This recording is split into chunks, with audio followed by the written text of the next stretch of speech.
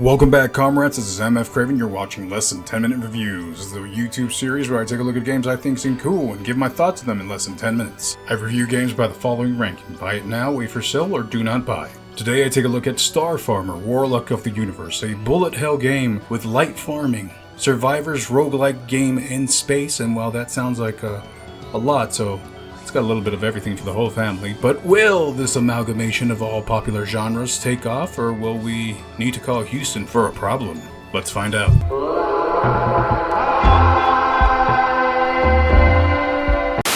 Graphics, sound, and art style. Can I just say, bravo to Tinkertown. The art style, the sounds, but especially that music. Everything about it is just perfect to me. I will be needing a copy of the soundtrack as I cannot stop thinking about it. That specific song, despite me not even knowing what the singer is saying.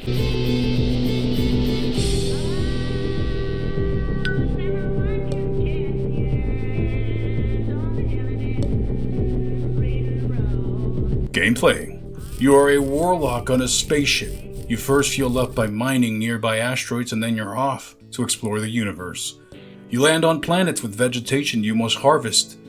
There, you are given 3 options to choose from a power-up. Some include an extra weapon, lightning strikes, laser beams, drones, or any variation of what you'd find in a Survivor's game. Upon choosing, you go and harvest said vegetation. Some are alive and will attack you if you don't fill up your harvest line to a certain point before time runs out, or lose all HP. You will be transported back to your spaceship, where you can start all over again, or from here, you could decorate your ship with furniture you may have picked up on said planet. Then there are seeds that you could have picked up from enemies that drop, or accommodate companions that you may have found on said planets. But going back to the seeds being the farming sim portion of the game.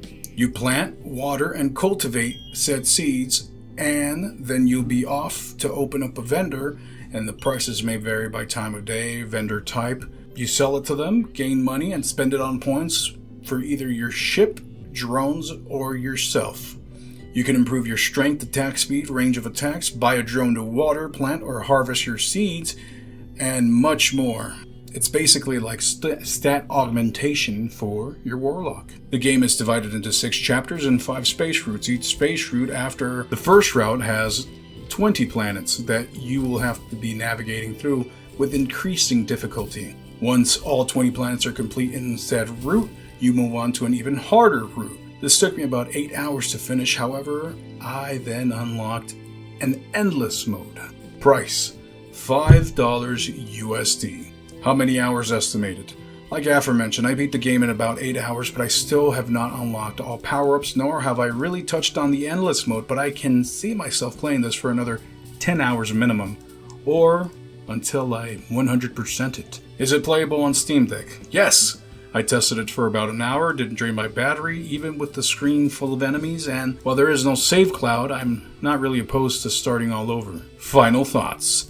This one really took me by surprise, as I am normally the person who says there is such a thing as too much good stuff. But I'm glad that I was so very wrong. Everything just works in tandem in Star Farmer. The music, the aesthetic, the gameplay loop, the farming is kind of an afterthought, but necessary if you want to improve. I've relegated that to automation with my drones, but I digress. The randomness of each level, with the complete mystery of what we'll use in this expedition. Maybe you'll go heavy with bombs or have an army of drones.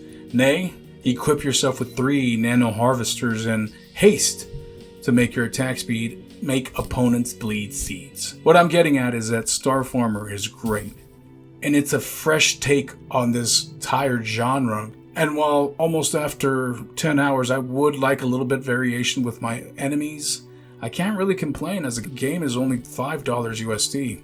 By now the phrase "just one more turn" can be considered cliche at best, but that is truly how I felt about Space Farmer. Hell, I completed the game in 2 sittings because I really wanted to see what was at the end of the universe. And while there is a story with some of the passengers you pick up along the way, I didn't much care for it until the end.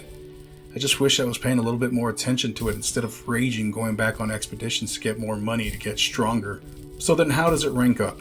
Well, the bullet hell aspect of it is awesome.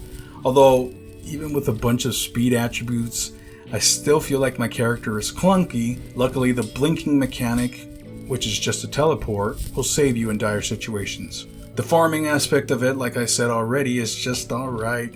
What made the experience more fun for me though is the fluctuating prices in the market. The decoration, while you have no control on when to put what and where to put it, it feels nice to fill up the ship with furniture and other little critters. By the end, it just feels way more homely.